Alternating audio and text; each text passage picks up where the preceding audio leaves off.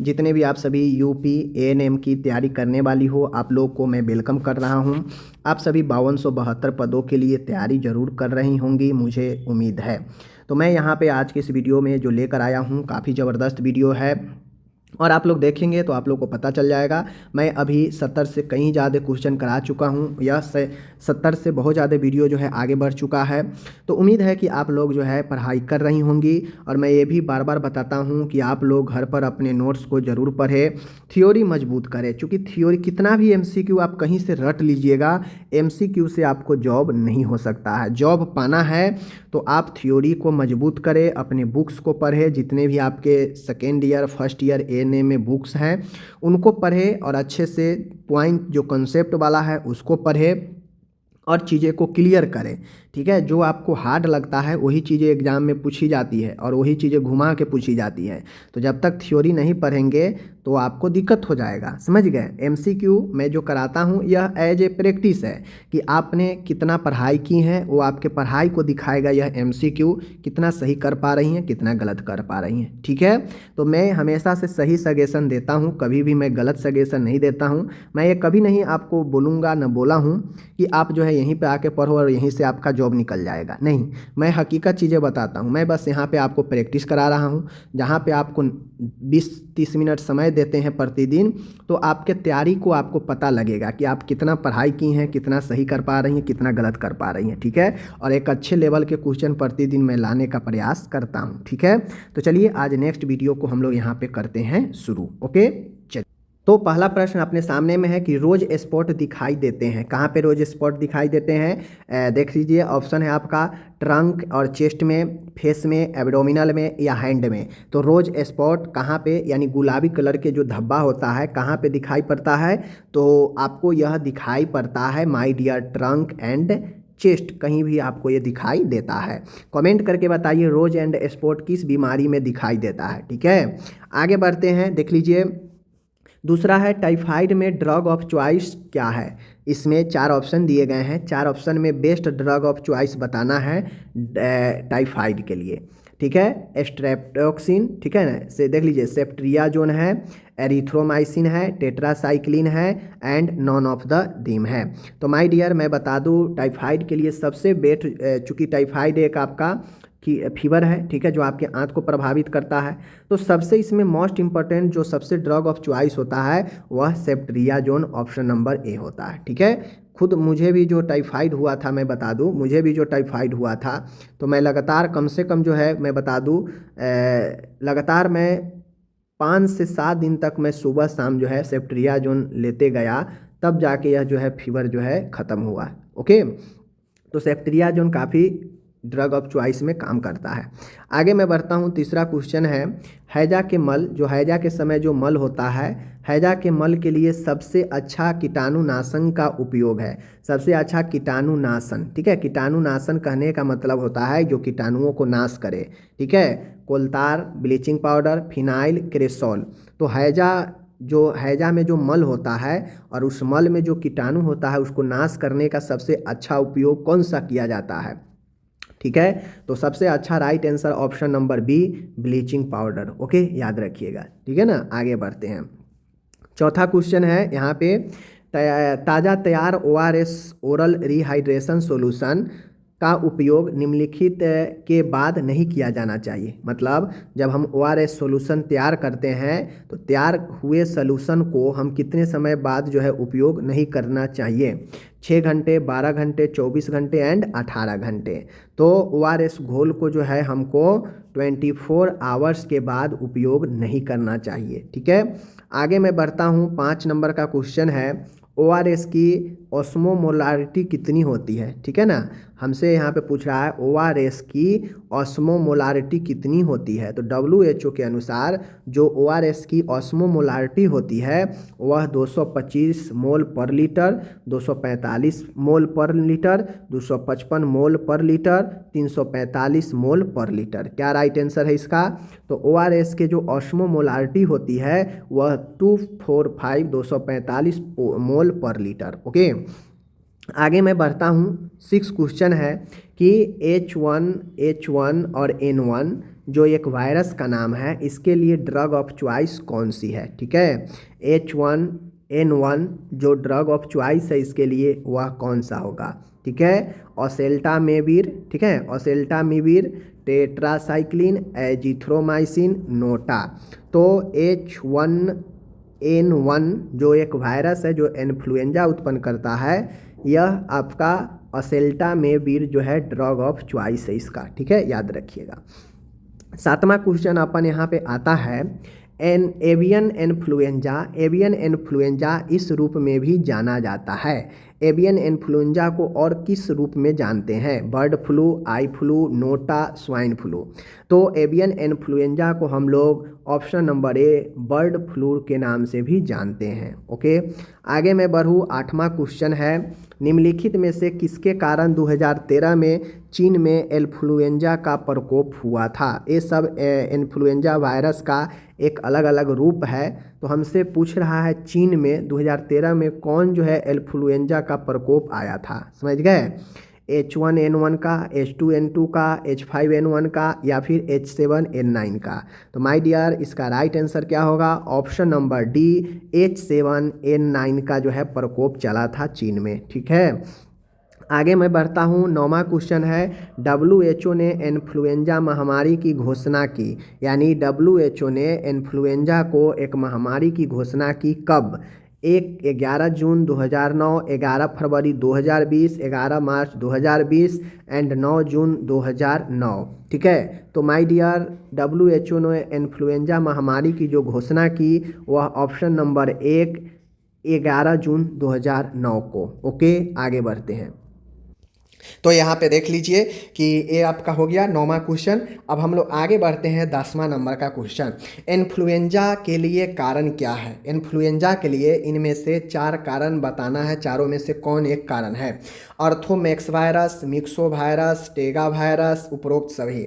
तो देखिए, जो इन्फ्लुएंजा होता है इसके तो अलग अलग वायरस के नाम है, बट सभी जो वायरस होता है वह अर्थोमैक्स वायरस के ग्रुप में आता है। ठीक है, तो यह फैमिली है, इस फैमिली में ही अनेकों वायरस होता है जो इन्फ्लुएंजा करता है। ओके, आगे मैं बढ़ता हूँ। यहाँ पे 11 नंबर का क्वेश्चन है, स्वाइन फ्लू के लिए जो उस्मयान अवधि है जिसे हम लोग इनक्यूबेशन पीरियड कहते हैं, इनक्यूबेशन पीरियड जो कहते हैं स्वाइन फ्लू का, वह कौन सा कितना होगा? 10 से 15 दिन, 1 से 3 दिन, 7 से 14 दिन, 10 से 17 दिन। तो माय डियर जो स्वाइन फ्लू के लिए जो अवधि होता है वह कौन सा होगा? ऑप्शन नंबर बी 1 से 3 दिन राइट होगा। ठीक है, अगर आपके एग्जाम में 1 से 4 दिन भी दिया है या 2 से 4 दिन भी दिया है तो यह इसी के बीच में आएगा, आसपास, इसको ही मारिएगा। ओके, 12 है यहाँ पे, मासिक धर्म चक्र की समाप्ति को क्या कहा जाता है? अगर किसी महिला में मासिक धर्म अपने अंतिम अवस्था में हो या समाप्त हो गया हो तो उसे हम लोग क्या कहते हैं? ओवुलेशन, रजनोवृत, विभाजन, मेनार्की। तो राइट आंसर, मासिक धर्म चक्र की समाप्ति को जो कहा जाता है वह रजनोवृत कहा जाता है, मेनोपॉज। ठीक है, याद रखिएगा। आगे मैं बढ़ता हूँ। 13 नंबर अच्छा क्वेश्चन है, जब अंडाणु और शुक्राणु आपस में मिलते हैं तो क्या कहा जाता है?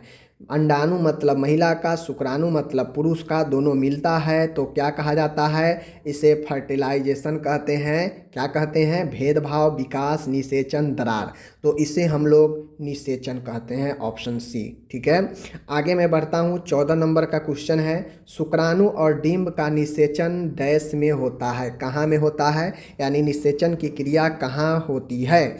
डिंब वाहिनी का एम्पुला में, डिंब वाहिनी का स्टमस में, डिंब वाहिनी का फिम्बरी में एंड गर्भाशय में।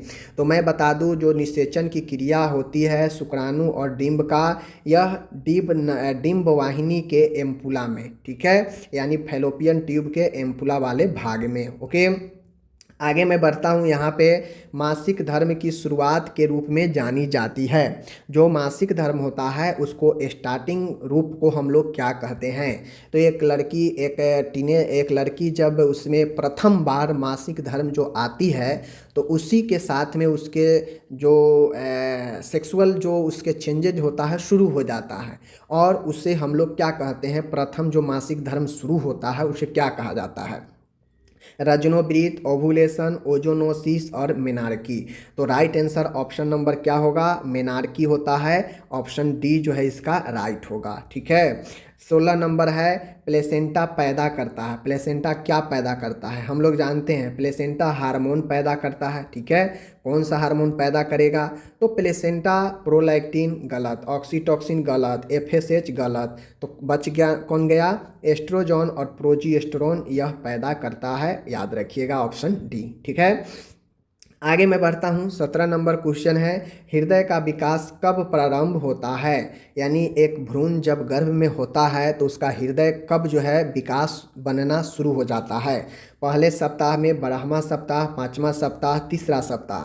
तो गर्भ के तीसरे सप्ताह में जो है वो आपके हृदय का विकास जो है भ्रूण का होने लगता है। ओके। आगे मैं बढ़ूँ। 18 नंबर का क्वेश्चन है जले हुए केस में बालक को किस पोषण तत्व की आवश्यकता सबसे अधिक होती है? किसी भी व्यक्ति अगर कोई जल जाए या कोई बच्चा जल जाए तो सबसे ज़्यादा उसे जो है किस पोषक तत्व की आवश्यकता होगी? प्रोटीन की, फैट की, कार्बोहाइड्रेट की और विटामिन की। ठीक है। यहाँ पे मोटा नहीं है, ये इसको फैट कर लीजिएगा। ठीक है ना। तो मैं बता दूं कि कोई आदमी जलता है या कोई बच्चा जलता है तो सबसे ज़्यादा प्रोटीन और प्रोटीन के साथ में कैलोरी की आवश्यकता जो है बढ़ जाती है। ठीक है। ध्यान रखिएगा। आगे मैं चलता हूँ। अच्छा क्वेश्चन है 19वां नंबर। 6 वर्ष से कम उम्र के बच्चों में एक्यूट सपोर्टिव ओटाइटिस मीडिया का मोस्ट कॉमन कॉज क्या है? हमसे पूछ रहा है कि 6 वर्ष से कम बच्चा है, उसमें अचानक से ओटाइटिस मीडिया हुआ। ठीक है। तो उसका मोस्ट कॉमन कारण क्या हो सकता है ये पूछ रहा है। H influenza, pneumococci, E coli, उपरोक्त में से सभी। तो देखिए बच्चों में जो एक्यूट ओटाइटिस मीडिया होगा वह मैं बता दूं इनमें से सभी कारण से जो है हो सकता है। मोस्ट कॉमन कारण इनमें सभी हो सकता है। ठीक है। आगे मैं बढ़ता हूँ। तो देख लीजिए 20 नंबर है भारत को कौन से वर्ष में चेचक मुक्त घोषित किया गया? तो भारत को कौन से ईयर में, कौन से वर्ष में चेचक मुक्त, चेचक फ्री जो है घोषित किया गया? 1961, 1975, 1977, 1981। तो राइट आंसर क्या होगा? राइट आंसर भारत को चेचक मुक्त घोषित ऑप्शन सी 1977 में किया गया। आगे मैं बढ़ता हूँ। 21 है बच्चों में हाइपोकैल्सीमिया यानी कैल्शियम की कमी। ठीक है। कैल्शियम की कमी किस स्थिति में कैल्शियम लेवल कितना होता है? कहने का मतलब है बच्चों में कैल्सीमिया की स्थिति में कैल्शियम का लेवल कितना होता है? कहने का मतलब है हाइपोकैल्सीमिया मतलब कैल्शियम का लेवल कमना। तो कैल्शियम का लेवल कितना कम जाएगा, कितना लेवल पर जो है हाइपोकैल्सीमियम बता देता है। 10 किलोग्राम प्रति DL, 15 मिलीग्राम प्रति DL, 7 मिलीग्राम प्रति DL, 12 मिलीग्राम प्रति DL। कहने का मतलब है मैं बता देता हूँ किसी एडल्ट में, किसी व्यक्ति में अगर 8.5 ठीक है मिलीग्राम प्रति DL से अगर कम हो जाता है तो उसमें हाइपोकैल्सीमिया की स्थिति उत्पन्न होती है। समझ गए। बच्चे की बात किया जाए तो इसमें ये चीज़ें थोड़ी सी कम होती है। लगभग 3 से 4 मिलीग्राम प्रति DL से अगर कम जाता है तो हाइपोकैल्सीमिया की स्थिति उत्पन्न होती है। तो इन ऑप्शन में देखा जाए तो सबसे कम 7 है, तो ये 7 को ही हम मारेंगे। बट अगर 3-4 अगर रहता ऑप्शन में तो हम उसे ही टिक मारते हैं। ओके। आगे मैं बढ़ता हूँ। 22 नंबर है किस प्रकार के पोलियो में ब्रेन डेथ होने की संभावना ज़्यादा होती है? तो आपके लिए यह टास्क है, आप लोग इसे सही आंसर कमेंट करके बताएंगे। जो लोग अभी तक देख रहे हैं उनको पता होगा कि आपका इसमें राइट आंसर क्या है। तो किस प्रकार के पोलियो में ब्रेन डेथ होने की संभावना ज़्यादा होती है? बाल्बोस्पाइनस, बाल्बोरफोरम, एन्सीफेलाइटिक और सोसुमिनिक। बताना है आपको कि इन में से चारों में से कौन है जो ब्रेन डेथ होने की संभावना ज़्यादा बनती है। 23 है 5 माह के बच्चे में रक्त निर्माण कहाँ होता है? यानी एक 5 माह का बच्चा है, उसमें रक्त का निर्माण कहाँ पे होता है? इसका भी जवाब आपको देना है कि कहाँ पे होता है। तिल्ली, जिगर, अग्नाशय, लिम्फ नोड। ये क्वेश्चन सब आपको बताना है। बहुत आसान इसका जो है आपको क्वेश्चन है, इसलिए मैं 2 क्वेश्चन आपसे पूछ लिया। अब यहाँ पे आता है गंभीर एलर्जी से पीड़ित व्यक्ति को हर समय क्या रखना चाहिए?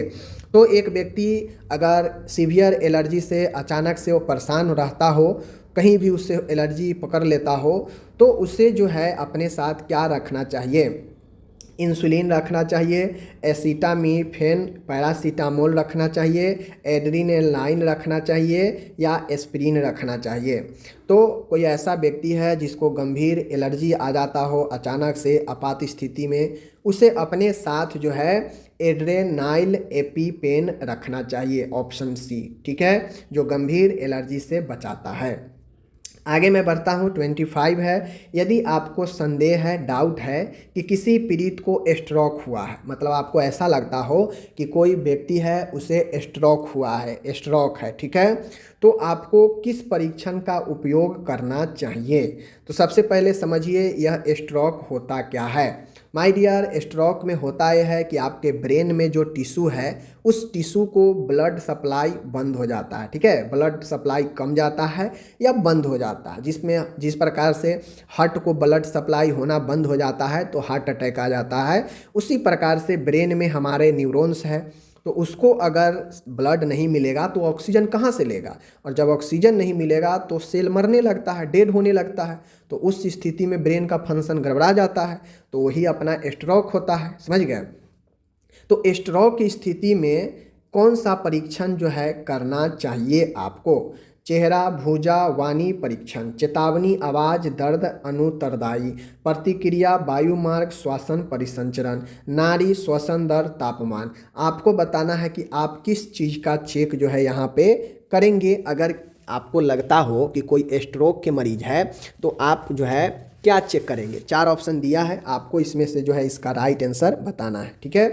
तो मैं राइट बता दूं, मैं फेस का चेक करूंगा, भुजा का चेक करूंगा, उसकी आवाज़ और भी परीक्षण जो है मैं उसका करूंगा, ठीक है। तो ये हो गया स्ट्रोक, समझ गए। क्योंकि स्ट्रोक में व्यक्ति का जो बात होता है, बोलने का, बात विचार करने का, धीरे धीरे व्यक्ति का माइंड फंक्शन गड़बड़ाने लगता है, समझ गए। तो ये चीज़ें हैं। अब आगे मैं बढ़ता हूँ, 26 है। निम्नलिखित में से स्ट्रोक का कारण बन सकता है, निम्न में से स्ट्रोक का कारण क्या हो सकता है? तो अभी स्ट्रोक मैं बता दिया, अब कारण ढूंढिए। मस्तिष्क में एक धमनी में रक्त का थक्का जमना, हृदय की धमनी में रक्त का थक्का जमना, पैर की धमनी में खून का थक्का जमना, फेफड़ों में एक धमनी में रक्त का थक्का जमना। तो मैंने अभी बता दिया कि स्ट्रोक ब्रेन में लगता है। ब्रेन में जो ब्लड पहुंचाने वाला जो नसें हैं, जो नलिका है, उसमें किसी न किसी कारण से ब्लॉकेज हो जाता है, जिसके कारण ब्रेन में ब्लड नहीं पहुंच पाता है, सप्लाई नहीं हो पाता है, उसी को स्ट्रोक कहते हैं। तो ऑप्शन क्या होगा? जो ब्रेन से संबंधित है वही होगा। ब्रेन में एक धमनी में रक्त का थक्का बनना, थक्का बन जाएगा तो ब्लड आगे नहीं पहुंच पाएगा, तो यही अपना ऑप्शन ए सही हो जाएगा। आगे मैं बढ़ता हूँ, 27 नंबर का क्वेश्चन है। बिजली से जलने पर इलाज करते समय आपकी पहली कार्रवाई क्या होनी चाहिए? मान गया कोई बिजली से जल गया है, आप उसका ट्रीटमेंट कर रहे हैं, तो आपको पहली काम क्या करनी चाहिए?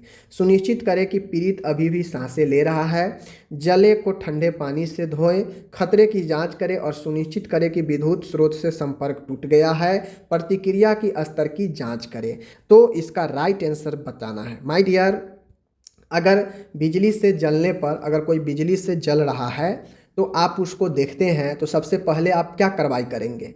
तो किसी को अगर झटका लग रहा है, करंट लगा है, तो सबसे पहले आप उसको यही करेंगे ना कि खतरे की जांच करेंगे और यह सुनिश्चित करेंगे कि वह व्यक्ति अभी लाइट से उसका जो है कनेक्शन टूटा है या नहीं टूटा है। तो पहले तो हम उसको लाइट से कनेक्शन टूटेंगे ना, बाकी बाद में काम करेंगे, क्योंकि जितना देर वो लाइट के साथ संपर्क में है उतना जो है उसके लिए खतरा है। समझ गए? तो ये चीज़ होता है। आगे मैं बढ़ता हूँ, 28 क्वेश्चन है, यहाँ पे देख लीजिए। कह रहा है खुला फ्रैक्चर, ओपन फ्रैक्चर के बारे में पूछ रहा है। ओके, ओपन फ्रैक्चर का मतलब हमसे यहाँ पे पूछा जा रहा है।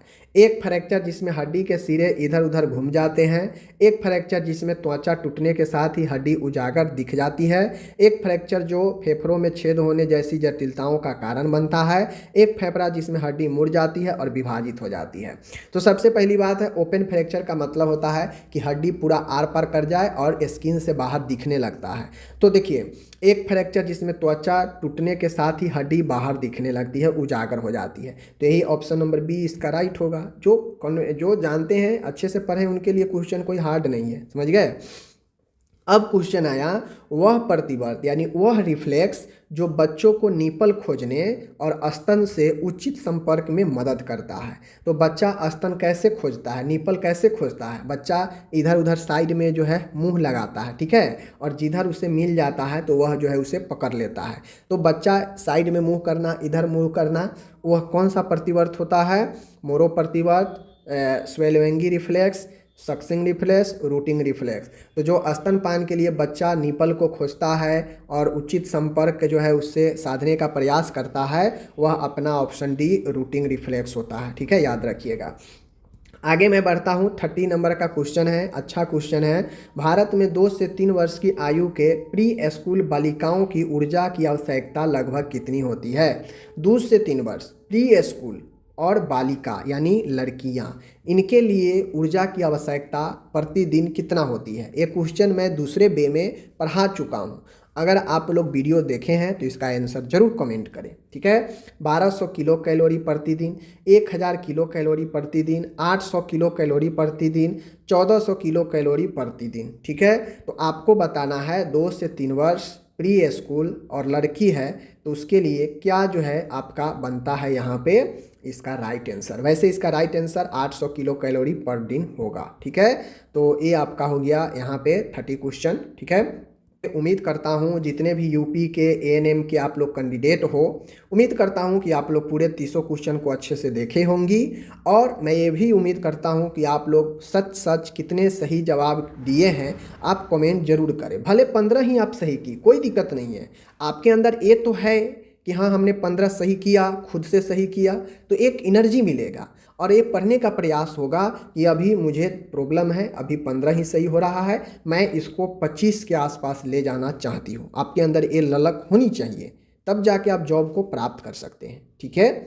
कम सही करना ये कोई मैटर नहीं करता है, आप उसके लिए आगे कितना बढ़ रही हैं ज़्यादा सही करने के लिए ये मैटर होता है। बाकी चलिए मिलते हैं अगले वीडियो में, धन्यवाद।